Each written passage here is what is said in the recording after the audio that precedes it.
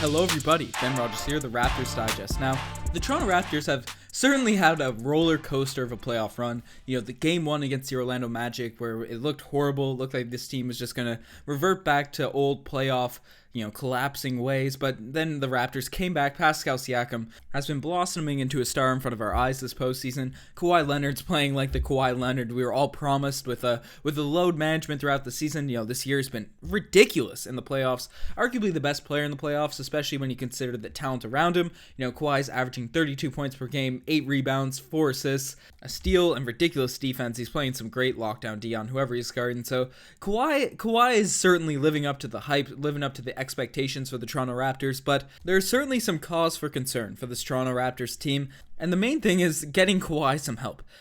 Pascal Siakam in the Orlando Magic series was really the second star on this Toronto Raptors team. Every team that's going to be successful needs at least two guys that can be a focal point of the offense, that can get a bucket when you need it. And Pascal Siakam really showed he could do that even with the long defenders of Jonathan Isaac and Aaron Gordon in the Orlando Magic. Did a phenomenal job, was dropping efficient, high-scoring games, which is all we could really ask from Pascal Siakam, including the defense that he gives and all that. But the Philadelphia 76ers series has been a bit different for Pascal.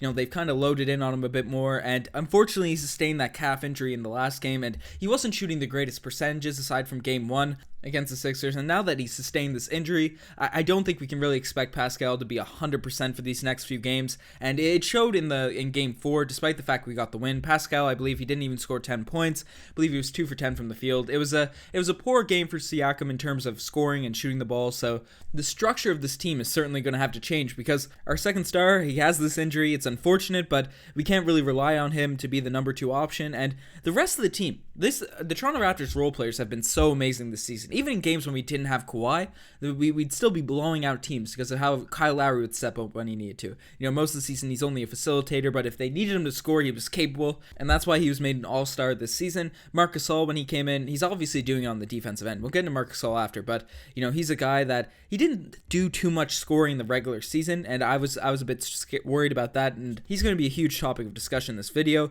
But Marc Gasol was still impressive and showed he was capable of scoring in the regular season. But Serge Ibaka was a guy that really stepped up in terms of getting buckets for the Toronto Raptors when we needed it. Whenever he was on the court with Kyle Lowry, Serge was averaging about 15 points per game this season, and I believe in the Orlando Magic series up until game 4, he had about 11 points total, which is absolutely absurd for a player with that much importance to this team. So Serge, he really has to step it up. And Danny Green, he's been one of the best shooters in the NBA. If you give him an open shot, he'd always knock it down in the regular season. In the playoffs, especially against the Sixers, he hasn't been hitting anything. He's been struggling to score the ball. He had double-digit points in game 4, but literally he took 8 free throws. 8 of his points came from free throws from Danny Green. He's supposed to be our 3-point specialist. He only had 1 3. He had 11 free throws and 1 3 in that game. So Danny Green needs to be a floor spacer to keep the pressure off Kawhi Leonard. We see James Ennis. He's been able to knock down shots for the Sixers, and it's really helped Jimmy Butler out in getting buckets. And Jimmy Butler is a star in his own right, but he's not nearly the player of Kawhi Leonard.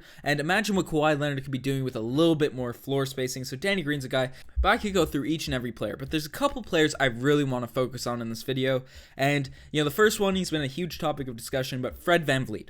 Now, Fred VanVleet, people that listen to the podcast know he's one of my favorite players. I'm very high on Fred VanVleet's game, his ability to just knock down shots, to create when he's going, because when he's not scoring the ball, he kind of just focuses on getting his game back. And in his own right, that's usually fair. It usually works out for him. Freddie V's confidence is something that we've praised for the past 2 seasons, game after game. We like how he comes in motivated, ready to go in each game. But unfortunately, the 2 matchups we've had in the playoffs have not been beneficial, to say the least, for Fred VanVleet. We're playing against a bunch of long, wiry defenders that can focus on his weaknesses. And Fred VanVleet's a smaller guy. He's a smaller stature guy, but he's pretty strong for his size, so he can usually bully people out of the way to get to the rim.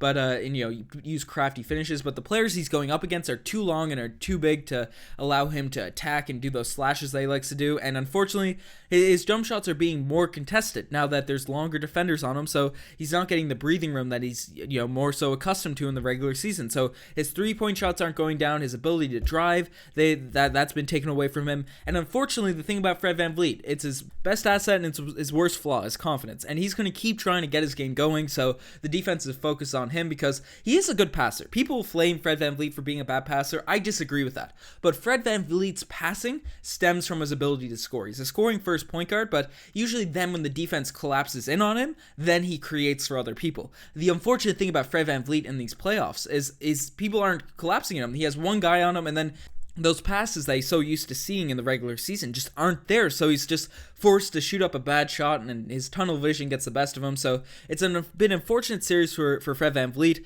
So for my opinion, I think for the rest of the second round, we best are not playing Fred VanVleet.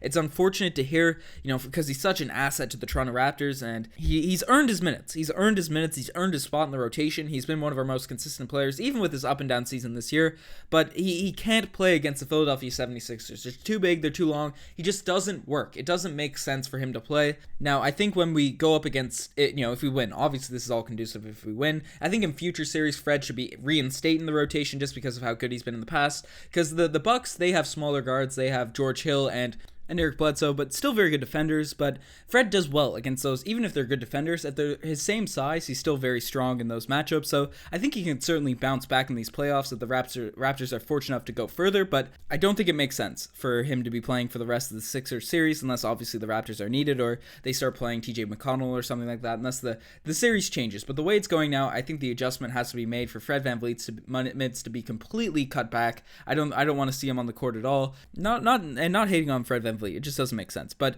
this raises the question: who should replace Fred VanVleet? Because this has been a topic of discussion in the comment section. We've read your DMs on Instagram and all that, and people are asking who should be in the rotation. In my opinion, there's a name that's thrown out there a lot: Jeremy Lin. He's a guy that people are talking about. He came in, we were super excited to have him on the roster, but I don't think it makes any sense at all to throw Lin in the lineup. Yes, he's probably the best facilitator aside from Fred VanVleet off the bench, and he's a bit bigger than Fred, a bit better defender, so he might have more success against the Sixers lineup than Fred would, but I still don't think it makes sense to play Jeremy Lin at all. His game just really, we saw in the regular season, he's a talented player, but his play just doesn't fit with the Toronto Raptors system. We have the ball in mostly Kawhi and Siakam's hands at pretty well all times if Lowry's not on the court. And then we need shooters to space those guys out as they make their drives, as they, initiate the Toronto Raptors offense. Jeremy Lin, to be successful, he needs to be the one initiating the offense for his team. And it's unfortunate because Jeremy Lin just doesn't have the ball in his hands much with the Toronto Raptors. Lin likes to run the pick and roll as more of a score-first option. So, the Raptors don't run. I think the Raptors should run more pick and roll, especially in the series with Joel Embiid being the big man, not being necessarily the greatest pick and roll defender. But, it's not what the Raptors run. And I don't think trying to build an offense around Jeremy Lin is something that the Raptors need to do to find success in the playoffs. But, that's been well debated amongst Raptors land, so let me know if you disagree in the comment section below. But I think the guy that should replace Fred VanVleet in the rotation is Patrick McCaw. He's a guy, we picked him up midway through the season. He was out for about 3-week stretch with a thumb injury. I think it was a thumb, or it was a hand injury of some sort, and he hasn't really been in the playoff rotation for the Toronto Raptors. He got his first bit of run in meaningful minutes in Game 4, which was nice to see, but not really enough time to really get going, and I don't think Nick Nurse should continue with the 3 guys off the bench playing 4 minutes each. If you're going to go with one of them, you gotta go all out with one of them. Give one of Norman Powell, McCaw, or Fred 15 to 18 minutes. No player can get in a groove in like 4 minutes of action, so I don't see that making any sense going forward. I don't think Nick Nurse should do that, but McCaw, I think, should carry the load, bear the load of Fred VanVleet's minutes if you're going to take it away from Fred, because he just fits the 76ers series so much better than everyone else on the roster in terms of the deep bench. He's a long, wiry defender. Patrick McCaw's been one of the best defenders off the bench. OG would be perfect. OG, if he was healthy, he'd fit all the things. He kind of does everything McCaw does a little tiny bit better, in my opinion. But McCaw still, he might be, I think OG does everything a little bit better, but McCaw is a bit more consistent. You know what to expect from McCaw on a night in, night out basis. But unfortunately, OG's not going to be here. We can't be, worrying about that. Hopefully he'll be back. We're praying he comes back for the Eastern Conference Finals if we get there. But McCaw's my guy. I want to see more McCaw. He can knock down threes. He's a long, athletic defender. I don't necessarily think he's going to be a huge positive on offense. He can knock down threes, but he's not going to create anything, initiate anything. But he'll be able to space the floor for the team, which is something that the Raptors need. We need someone knocking down shots, and maybe McCaw can knock down some open ones. But defensively, he won't be a liability. Fred has shown. Lin will probably show. The Sixers have such big players. They have such big guys. You need long, wiry defenders to lock them down. And we run this offense where we just basically, our defense, that we basically switch everything. And I think McCaw is better suited to fit, the Sixers 4 than Fred VanVleet or Jeremy Lin would be. So I think McCaw integrates himself much better into the Toronto Raptors scheme. But so I think that's a way to kind of maybe switch up the bench, get something else going, because the bench has been horrendous in these playoffs, and they need to be better. They need to be better if we want to beat the 76ers and we want to beat whatever team we face going forward, because we're only playing very talented teams, and we should be killing the Sixers bench. Their bench consists of a guy that we waived. We traded for just cap space. Greg Monroe, I love him as a player, but he's getting minutes in this series, and we just cut him. The Raptors are objectively a more talented bench, but they are being outplayed by Ennis.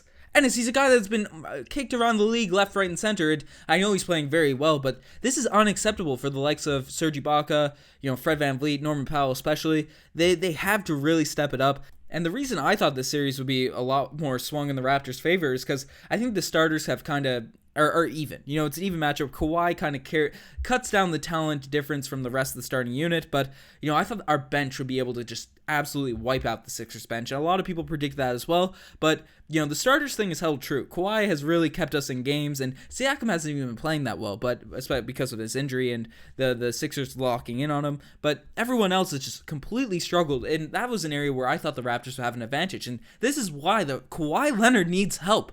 He needs help. The Raptors are being compared to the Cleveland Cavaliers in these playoffs. The way that a superstar has dragged us kind of through the mud. And it's fun to see. It's fun to be on the good side of it, to have a superstar doing things. But the Raptors aren't the Cleveland Cavaliers. They have actual talent around our superstar. We have legitimate all-star, legitimate veteran players that have been shown that they can do it this season, in the previous playoff series. Right? So this is unacceptable that the rest of the roster is doing this.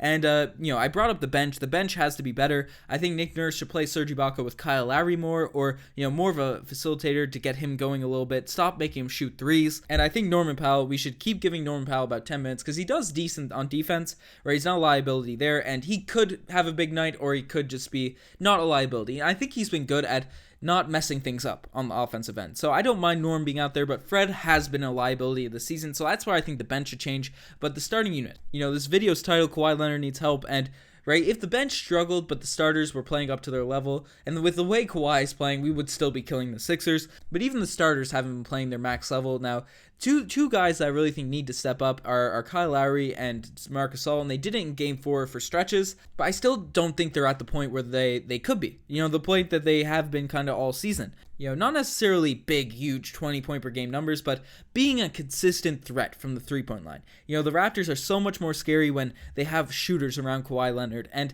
their percentages show Kyle Lowry's the greatest three-point shooter in Raptors history in terms of makes and, how the volume he shoots, so he should be hitting shots consistently, but I guess we can't rely on him. But the open ones we need Kyle Lowry to hit and at least be a scoring threat. If the threes aren't going down, be a scoring threat. But listeners of the pod know we've talked your ear off about how Kyle Lowry needs to play in this series, at least from our opinion, but we know we need at least 13 to 16 points from Kyle Lowry every night, and the more we can get from that, the better, and he's capable of doing that. I don't think that's over too much to ask from a 5-time All-Star who's still kind of maybe a little bit over the hill, but still in the prime of his career. So enough about Kyle Lowry. The guy that we really need to talk about, we could probably dedicate his own video to him, but Marc Gasol. Right? Marc Gasol, when he was a threat in that Game 4, that's when the Raptors' offense looked most smooth. Right? When we saw a little bit of pick and roll with Kyle Lowry and Marc Gasol, and Gasol knocking down mid-range jumpers, his post-game. Joel Embiid is sick. Joel Embiid is injured. We need him to play defense. He gets tired when he does things on the court.